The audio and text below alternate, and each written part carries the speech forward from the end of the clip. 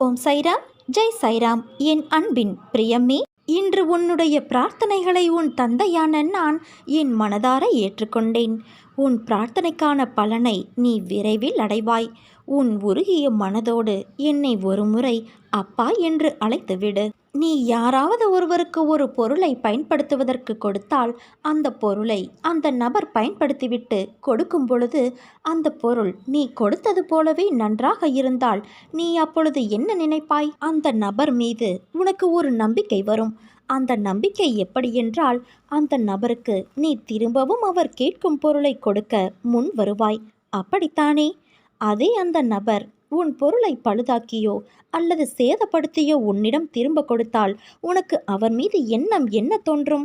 அந்த நபர் திரும்ப எத்தனை முறை கேட்டாலும் நீ எந்த பொருளையும் கொடுக்க மறுப்பாய். அப்படித்தானே?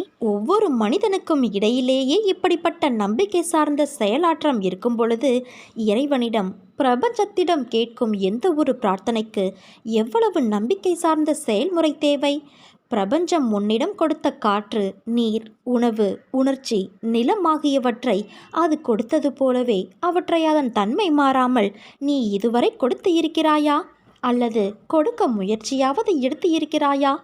தனித்தனியே ஒவ்வொரு மனிதனுக்கும் இந்த பிரபஞ்சம் மேலே குறிப்பிட்ட எல்லாவற்றையும் பயன்படுத்த கொடுத்தது. ஆனால் நீ அவற்றையெல்லாம் எப்படி திரும்ப கொடுத்திருக்கிறாய்? கொஞ்சம் சிந்தித்துப்பார். கொடுத்ததையெல்லாம் சேதப்படுத்தி வைத்து இருக்கிறாய். அதனால்தான் உன் பிரார்த்தனையோ அல்லது உன் வேண்டுதலோ இறைவனிடம் ஏற்றுக்கொள்ள மறுக்கப்படுகிறது. உன் சுய சிந்தனையில் உனக்கு என்றைக்கு இறைவன் கொடுத்ததை நாம் சரியாகத்தான் பயன்படுத்தி இருக்கிறோம் என்று உணர்கிறாயோ அன்று உனக்கு நீ கேட்கும் பதில் கிடைக்கும்.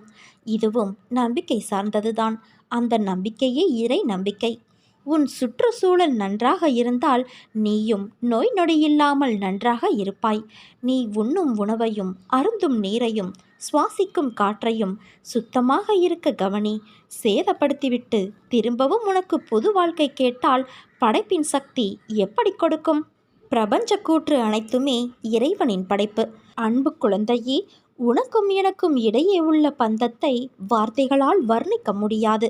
நான் என்னையே மறந்து தியான நிலையில் இருக்கும் தருவாயிலும் கூட உன்னை மறக்க முடியாமல் உன் தந்தையான நான் இருக்கிறேன். ஒருவரும் உன் வாழ்க்கை பயணத்தை புரிந்து கொள்ளப் போவது இல்லை. நீ இங்கு வாழ்வது உன் வாழ்க்கையை வாழத்தானே தவிர ஒவ்வொருவரும் உன்னை புரிந்து கொள்வதற்காக அல்ல. இதை முதலில் நீ புரிந்து கொள். என் தங்கமே, எந்த ஒரு சூழ்நிலையிலும் பட்டினியாய் மட்டும் நீ இருக்காதே. பட்டினியாக இருப்பது நல்லதல்ல. மனம், உடல் ஆரோக்கியம், இறைவனை அடைய மிதமான உணவு உட்கொள்ள வேண்டியது அவசியம். ஒரு புனிதமான நாளில் கூட எனது குழந்தைகள் பட்டினியாக இருப்பதை என்னால் ஒருபோதும் அனுமதிக்க முடியாது. அப்படி உன் உடலை வருத்தி கொண்டு பட்டினி இருந்துதான் என்னை நீ தியானிக்க வேண்டும் என்பது கிடையாது.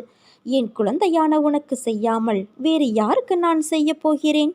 நம்பிக்கையோடு இரு, நல்லதே நடக்கும்.